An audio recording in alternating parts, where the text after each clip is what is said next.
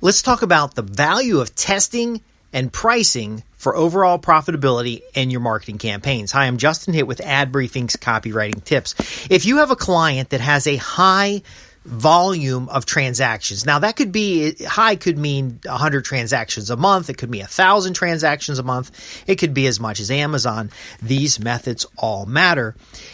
An organization selling a high ticket product, that matters as well.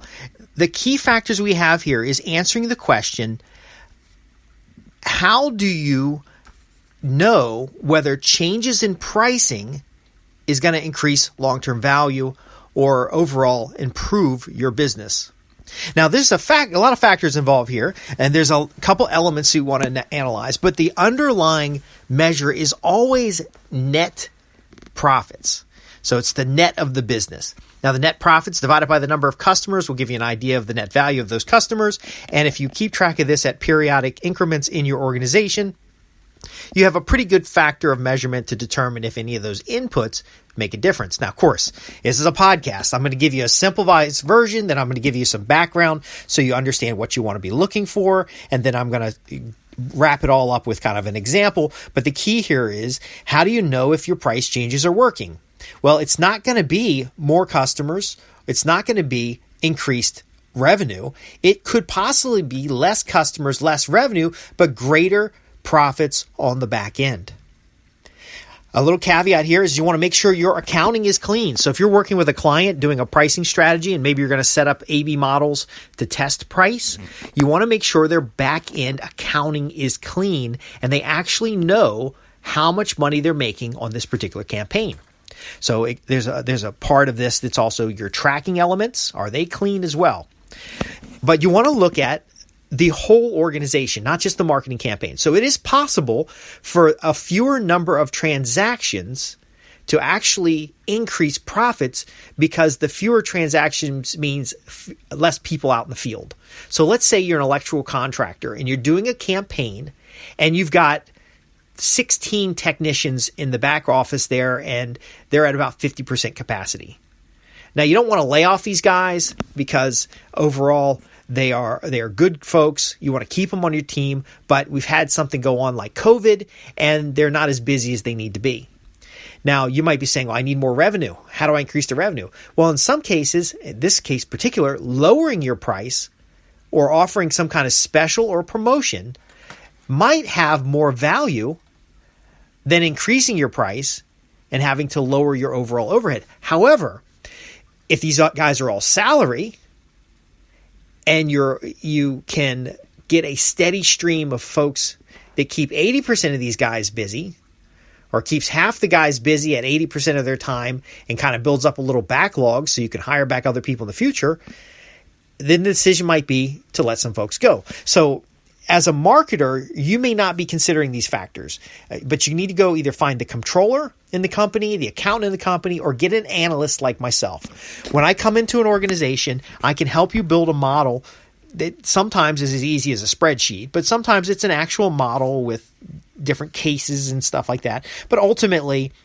you want to know and build this offer to test what's better. It's not just the 3 payments of $19.95 versus 7 payments of $19.95, which works better. Now, that might be a straight financial benefit if you can get people to take the 7, but what if you got better people to take the 4 who on the back end would buy another offer? So you're not just testing A versus B, you're actually putting a secondary offer behind, which is going to test, you take A versus B to segment, and then the second offer tests overall value. So it could be an A-B split on price, and then on the back end, you have a cash surge opportunity. And then now you're looking at, of the 2 offers, which customer had the greatest lifetime value. So it's possible somebody who wants 7 payments of $19.95 is thinking about the payments quantity versus the amount. Somebody who wants 4 payments of $19.95 might go ahead and calculate that and say, okay, well, the overall price is okay for me. But when they calculate the other one, the overall price wasn't okay. Those are 2 different types of people. They could be in the same audience, the same niche, the same targeting, but they're different kinds of people. And then you might want to ask the question, well, what about the people who just pay all the money up front? What's their value? Now, we're not judging the value of individuals. We're just judging the series of activities, depending on what path the person went down, what was the net outcome. It's a decision tree. So there are cases where the net win is greater with fewer transactions. There are also situations where the net win is higher with more transactions. So I'll give you the case of a contractor who basically did a free estimate. Basically, they come in and they do like a 5 checks, and then they give you a free estimate for the work that needs to be done. Now, that particular activity, they were doing it for free. It was keeping their guys busy. It was getting them good leads, and a certain percentage of those leads became a sale. The challenge is that the contributed overhead, the miles, paying for the mileage, paying for the time of the person going out there, there were just too many people coming in and not enough conversions on the back end. So what they did instead, they tested free estimate versus paid consultation. So they got a nominal amount of money up front for a paid consultation, and they had the same activity being delivered as a free estimate. It turns out the people who engaged earlier in a financial transaction were much better customers over time. So while the conversion rate overall was the same, because it was pretty much the same presentation, same steps, same everything, even though the conversion rate was the same, the lifetime value of those who paid for the advisory was much, much higher. Not because they paid for the advisory, because they were a different type of person. So does fewer units reduce your overhead? Would more units increase the probability of having higher value people on the back end? Would a more narrow focus up front get you better quality people who are more enjoyable to serve? In a world where most businesses are commoditized, there's a multivariate set of factors you need to test up front. But if you stop there, it's a disservice to your customers. You've got to do more when it comes to testing price than simply A versus B. What you can do is build pricing models based on their process, based on how they deliver, cost of goods, whether it's self-service on a website or they need to involve somebody. What's the contributed overhead as a transaction value? So if the company's doing 50,000 transactions, they're going to have a lower overhead per transaction than if they're doing very few transactions. And it is possible the fewer number of transactions, if the overhead doesn't go down, could actually be very expensive to process, even though the fewer transactions have a higher ticket price. So what we usually end up doing is we would draw out the process in how it is today. What does your process look like today? We'll take the opportunity to optimize that process where we can and set up tests to optimize that. Now, again, that's not a copywriter deal. That's not a marketer deal. That's what business development professionals do. We might also look at vendor relationships, and some of what I've done in the past, we look at vendor relationships. We look at can we put this out of the house or into the house? So when I was writing a newsletter, there were times where I did the newsletter in-house and I had my staff folding 500 newsletters and stuffing them in envelopes, and they were busy every day. And turned out it was a very bad idea.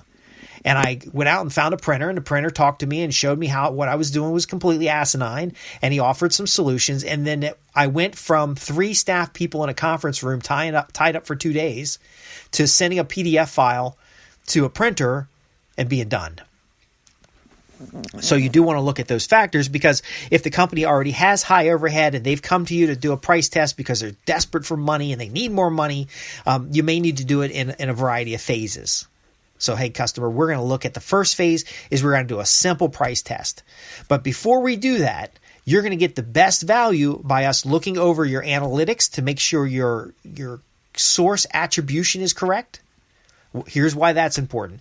We're going to look at your overall cash flow and projection abilities. Why is that important? Well, if you can't do a P&L, you won't know that we've increased your sales. And then we're going to look at your overall marketing strategy. And a marketing plan is very important here because you can tie numbers to activities and As a consultant, you can see their big picture, so you'll get an idea who else is in there. Now, no other consultant, no other copywriter, no other marketer is going to do that. They're going to write a stupid sales letter. They're going to write an A/B split. They're not going to understand anything about the context of that offer and its ability to increase or decrease the net benefits to that organization. Now, you'll have to talk with the owner and get their objectives. And their objectives are going to be, are you about to sell the business and you want a lot of transactions so it looks more valuable for sale? Are you looking for additional cash flow because you want to expand the business? Well, then we need to get more focused and more targeted and turn over those marketing dollars stronger. In fact, for one client, we completely eliminated new money in their monthly marketing. So they had about a $5,000 marketing budget. We took that up to $10,000. But the way we were doing this, we actually recovered the cost. So it wasn't $10,000 a month for 12 months. It was $10,000 over and over and over again. And so instead of a $120,000 budget, they only needed about $10,000 to $50,000 in a marketing fund that would check out the money. Get this. This is just, their comptroller loved this. The marketing fund sits there and they take money out of the marketing fund, and then every transaction put money back in the marketing fund. And then this marketing fund just kept growing like crazy. Okay. So they eventually got to a point where there was a sales bonus off of the marketing fund. So once the marketing fund got over a certain threshold, they would then bonus out the money.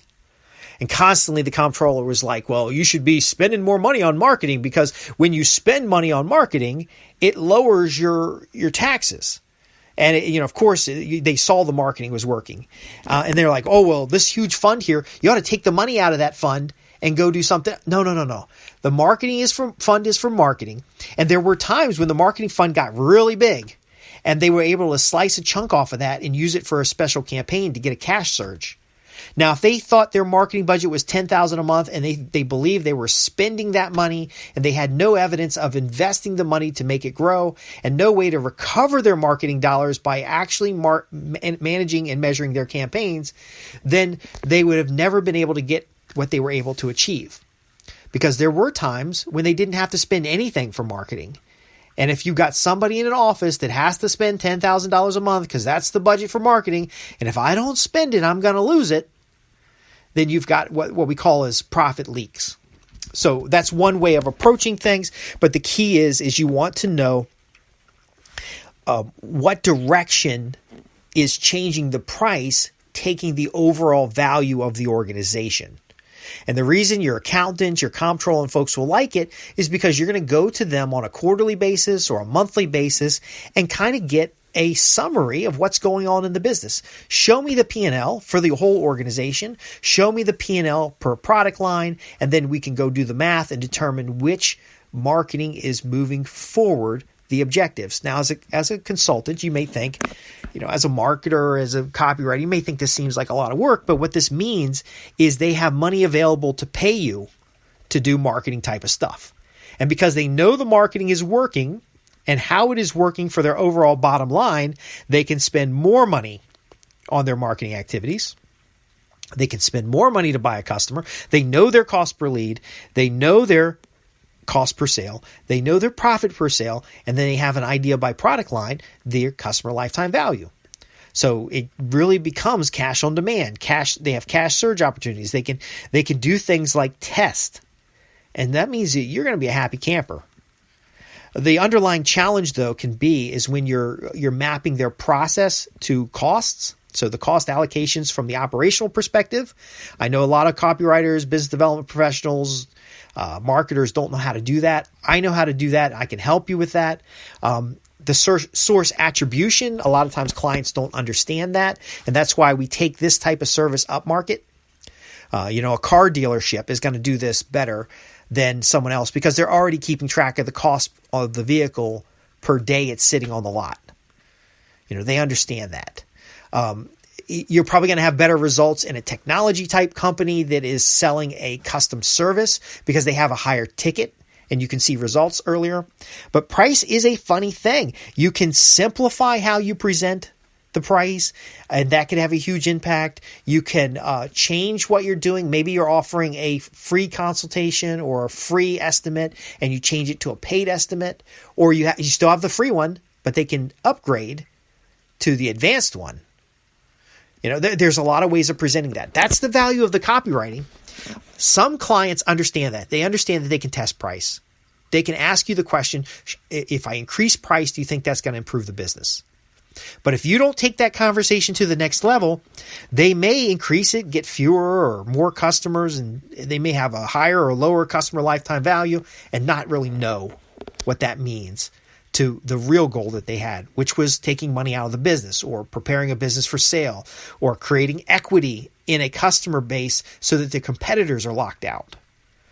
Or it could be to get a bunch of people on a list now so that they can follow up on them because they're having problems in different platforms of getting censored. So you want to get as many people on the list as possible. And you might put a lot of money up front to do that. But because now you own the media, which is a good position for you to be in when your client owns the media, because that's constant assignments. But when they own the media, maybe they have a lower sale cost per sale.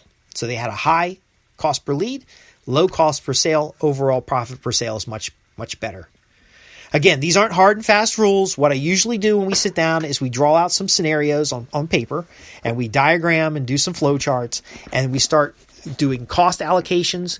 We start looking at sources. If we were going to draw a matrix, the left vertical bar would be your sources, and the horizontal would be the steps in the sales process, later steps in the business process, and then we would play bingo and figure out which sources create the lowest cost in the operational process and the highest value in the sales process. Folks, this is an exciting thing that if you understand, in fact, if you only understand 10% of what I just shared with you, you can double your agency. You can really double your agency. And you're going to be doing that by tripling and quadrupling the value your customers get. They're going to know the value of your test.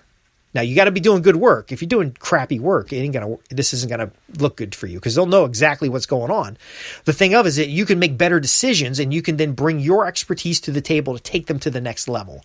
You'll have more loyal clients. You'll have clients that can understand that check they wrote you is nothing. Think about this. If you can take a company from a $10,000 a month budget as an expense to a $10,000 a month budget as a investment, where at the end of the year, they still got like $90,000 in this bank account, this set aside reserve account. And they're going to scratch your head and they're going to say to you, geez, I thought we had a $10,000 a month budget, yet we still got $90,000 in the bank for this year. What's going on? And you show them how they're recovering costs on every transaction.